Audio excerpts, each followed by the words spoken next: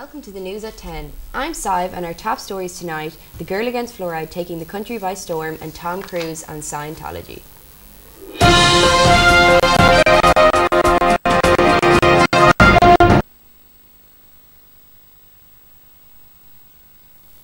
On February 10, 2008, the activist group known as Anonymous held its first worldwide picket against Scientology organisation in Dublin 64 Abbey Street.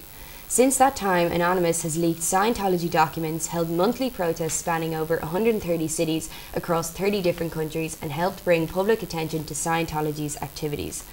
They are encouraged to wear masks in order not to be identified by the Scientologists. They believe it to be a cult built on secrets and false promises who only want money. Anyone who disagrees with them is said to be an SP or suppressive person. It is believed they protest because of the Scientologist practice of disconnection, which has split up families, and to warn oblivious victims who are pulled in by their deceptive recruiting techniques. These protests take place every month and are normally run by ex-Scientologists like Pete Griffiths. These usually last for 6 hours and have helped families who have been split apart due to Scientology to recover. To all the different missions, and the reason I keep it with me is because it's a really good illustration of how Scientology recruits its members, and the idea behind these questions is to get a ruin. It actually specifies that the answer will be a ruin. A ruin is in essence a psychological button that a person has, something they feel insecure about, something about themselves they'd like to change. And if the Scientology recruiter can find that psychological button, they can press that, they can make the person feel really, really bad about it, really break them down. And then whenever the person's feeling really bad, they can then offer, oh, but Scientology can help you with that. Oh, you have girlfriend troubles, we have a communication course. You have marital troubles, we have a marriage course. You have difficulty communicating, we have a communication course. All this type of stuff. They'll tailor their message to whatever ruin and psychological button that they can find on you. The whole premise of Dianetics is that you have a thing called the reactive mind. And in this part of your mind is stored all the negative emotions, all the pain, all the bad feelings that you have in life. And the idea is that this was a survival mechanism when we were living in the jungles. The remainder of the 36 days, which is the bulk of them, is taken up with a 3D super colossal motion picture, which has to do with God, the devil, space opera. That's the leader speaking to his followers. I'm telling you, he is so good, folks. The only man that ever walked into the house apparently with good intentions. Apparently in Dianetics, what they say is that we don't need these mechanisms any longer. So for example, and the Scientologists always use the girl and the dog. The girl who got mauled by a dog when she was younger is now afraid of dogs. And they say it's her reactive mind that's making her afraid of dogs. Which to some degree could be all true, you know. I don't know. I'm not going to be an expert on the mind or anything. But what they say is that if you do Dianetics auditing, then you can relieve the influence of the reactive mind on you. So she can actually go back and relive this incident with the dog. And when she discharges all this negative emotion that's associated with the memory, because it's not a proper memory, it's in the reactive mind, it then refiles itself into the memory. So she goes, yeah, do you know something? When I was 5, a dog came after me and attacked me, and ever since then I've been afraid of dogs. That's just ridiculous. Why would I be afraid of dogs? Because one dog attacked me. So you become rational about the subject that you were crazy about. And that's the premise of Dianetics. She's reading him a poem for his birthday there, saluted him. Yeah. That girl was on the ship when she was 11 years old. And that bit's true. Using the dog and the girl example, just one thing. It could be the death of a family member that upset you, and by talking about it again, you discharge this emotion. So people who do Dianetics therapy can get a lot of relief. So there is some workability to it. And if there was no workability at all in Dianetics and Scientology, of course, nobody would do it.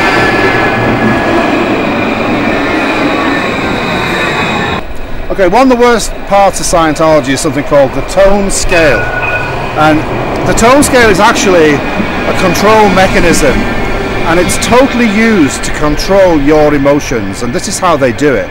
Like, they start off, and this is just a random number, 0 is death. So in Scientology, 0 on the tone scale, you're dead. From death you get apathy. So you have this state where it's like nothing matters. A lot of drug users would be in that condition. And then you go up the scale to grief. You've just had bad news, someone's died, you're in grief. So if, for example, you were to lose somebody, they immediately start applying processes to stop you from grieving. And that can't be a good thing, because grief is a natural process that you go through and that you recover from in time. They don't give you time to recover. And they've got all these processes. One of them that I can particularly remember is, let's say, for example, I've lost someone close to me. The process is to keep asking me over and over again, take a look around here and find something that isn't reminding you of blank, whoever it is. If you are grieving because someone's passed away or you've lost someone in another way or whatever, then that's normal. It's normal to grieve. From grief, you get into fear. And then you get covert hostility. Now this is the one that Scientologists says that all people who oppose them are at. This is where they say physically ill people are at this level, gay people are at this level. And covert hostility, what it means is that they fucking hate you, but they can't tell you that they hate you. So very secretly, they've got a knife behind the back and they're all friendly to your face, but as soon as you turn around, this is the worst level on the Scientology tone scale.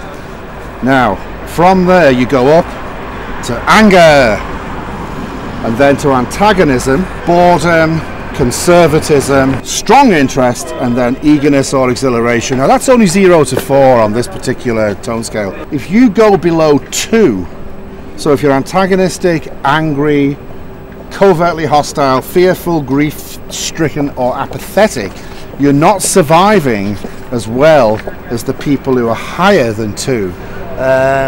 It's also interesting as well that, like, when the Scientologists see me, they go into a kind of a fear and start shaking. So they're not surviving on the tone scale when they see me, and I feel sorry for them. You know, I've got absolute total pity for them. Very recently, Tom Cruise joined Olga Kurylenko and Joseph Kosinski outside the Savoy Cinema on 17th Upper O'Connell Street to celebrate the release of Oblivion, with thousands of fans waiting hours to see the A-list stars. Tom Cruise also toured Dublin and received an Irish Heritage Certificate from the government and a pint of Guinness at Dublin's famous Guinness Storehouse on Wednesday the 3rd of April to celebrate being the great-great-great-grandson of Patrick Russell Cruise, who was born in Dublin in 1799, who inherited estates in the town lands of Parristown and Dardistown in the barony of Devon, County Westmeath. However, not everyone was so thrilled to see Tom being recognised and promoted by the Irish government. Ex-Scientologists and Anonymous have tried several times to question Tom about his beliefs. Bouncers stood outside the cinema entrance searching people with protest signs and as well as cameras.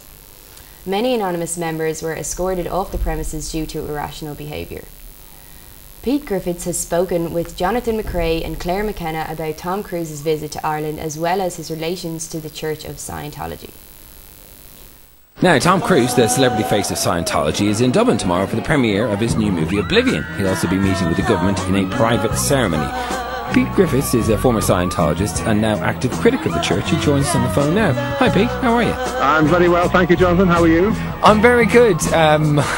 Great email we got from you over the Easter weekend. It just said, secret meeting, Tom Cruise, WTF.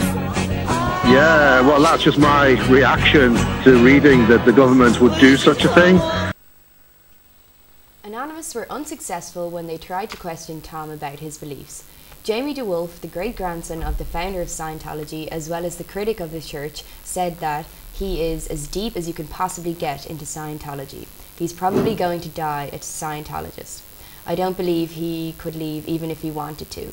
Now, we are all aware of neurological diseases such as Alzheimer's, autism and epilepsy, but are you aware that your government could be causing these and many other neurological and physical disorders? That's right. Water fluoridation began in Ireland in 1957, and despite extensive evidence against the growing concern about the chemical, it is still present in the majority of our drinking water. Here with us to discuss this matter is Lena Doyle, anti-fluoride activist. Lena.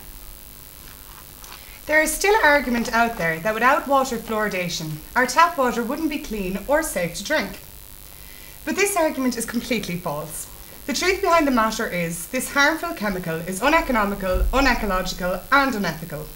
Our government maintain that adding fluoride to our drinking water improves dental health by reducing dental caries.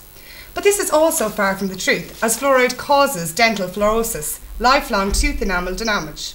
Leading dental researchers have come to the conclusion that fluoride's benefits would be topical, not systemic, meaning one does not have to and should not ingest the chemical. Application is enough.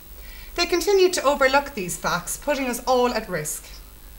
And what can our viewers do to try and protect themselves and help the cause? Carbon filters are a water filtering system which uses chemical absorption, which help to purify water greatly. Educating ourselves is very important.